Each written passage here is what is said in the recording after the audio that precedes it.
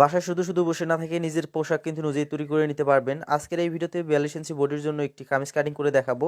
তো সবার প্রথমে লম্বার মাপটি বের করে নিয়ে নিলাম, এরপর হচ্ছে শোল্ডারটি 7 ইঞ্চি বের করে নিলাম, এরপর আর্মহোলটি 6 ইঞ্চি এবং শোল্ডার থেকে হচ্ছে সাইড বা হিপ নিয়ে নিলাম আমি 18 থেকে 19 ইঞ্চি, নিচের ঘেরটি নিয়ে নিলাম আমি হচ্ছে 24 ইঞ্চি। এরপর এখানে হচ্ছে এগুলো মার্ক করে নিচ্ছি।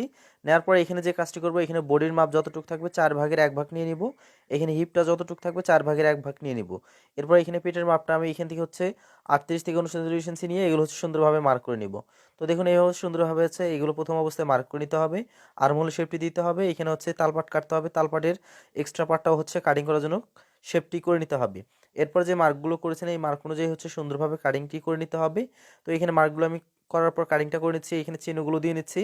এখানে দেখুন হচ্ছে আমার বডির পার্টে এখানে হচ্ছে তালপাটটা কাটিং করতে হবে, যেহেতু পোশাকটি আমি এক পাশে শুধুমাত্র ব্যবহার করব। এরপর এখানে হাতার লম্বাটাই বের করে নিব, এখানে 3 ইঞ্চি দিব শেপ দেওয়ার জন্য, দেওয়ার পরে এই দুইটা মার্ক করে নিব এবং নিচে যতটুকু লম্বা লাগে ততটুকু নিয়ে নিব। এরপর এখান থেকে আর্মহোলটা নিয়ে নিব 8.5 ইঞ্চি, নেওয়ার পর এখানে যেহেতু প্লাজো হাতে রাখতেছি এখানে হচ্ছে নিচে 7 ইঞ্চি এবং এখানে 4 ইঞ্চি উপরে হচ্ছে আমি নিয়ে 6 ইঞ্চি নিয়ে হচ্ছে এখানে সুন্দরভাবে মার্কগুলো করে নিয়ে নিব। তো এইভাবে জাস্ট আপনারা প্রথম অবস্থায় এই মার্কগুলো করে নিয়ে নেবেন, নেওয়ার পর এখানে শেপগুলো করে নিয়ে নেবেন, নেওয়ার পরে এই পার্টটা হচ্ছে ধারাবাহিকভাবে কাটিং করে নিয়ে নেবেন। তো আশা করছি আজকের এই ভিডিওটি অনেক বেশি ভালো লেগে থাকবে। ভালো লাগলে অবশ্যই ভিডিওটি শেয়ার দিয়ে